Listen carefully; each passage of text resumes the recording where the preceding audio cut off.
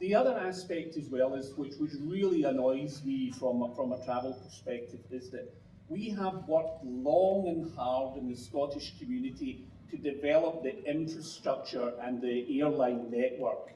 Now, for us to go back to the days when we were just a region that had to fly down to a southern airport to get out abroad, I find particularly appalling.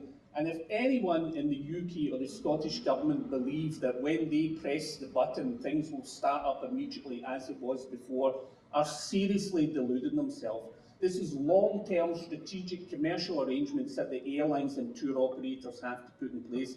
Some of them may never come back. We may be consigned to backwater connectivity from a Scottish perspective.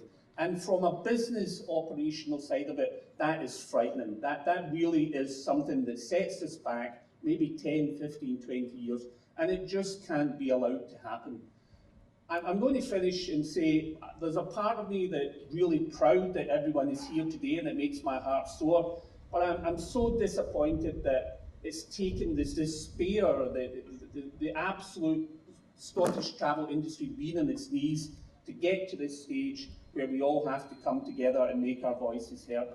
The one thing that always escapes me with the politicians, and I apologise to the politicians that are here, but I'm going to say it anyway, please apply the common sense rule.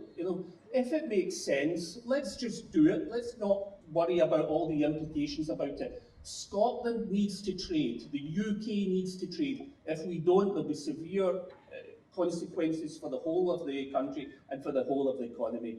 Listen, good luck to everyone today, and thank you all. I think the mood today has been buoyant. I think in some regards it's inspiring that everyone has come together as a travel community to make the point. There is a part of me, though, that senses there's also despair. A lot of these organisations and companies, they're literally on their knees, and who knows, when the furlough scheme ends in September, a lot of these organisations will be in point critical. Yeah, I think it'll be a component part. I don't think it's the be-all and end-all. I don't think it's 100%, but it will be part of the overall structure to get our way through it. It's quite simple, really, isn't it? If you test positive, then different rules. If you test negative, etc., etc. So yes, testing is the way to go, but it will be just a small part of the overall process. I think we were particularly pleased to see some MSPs and representatives from the Scottish Parliament. For a long time, we've had the feeling that we haven't been listened to.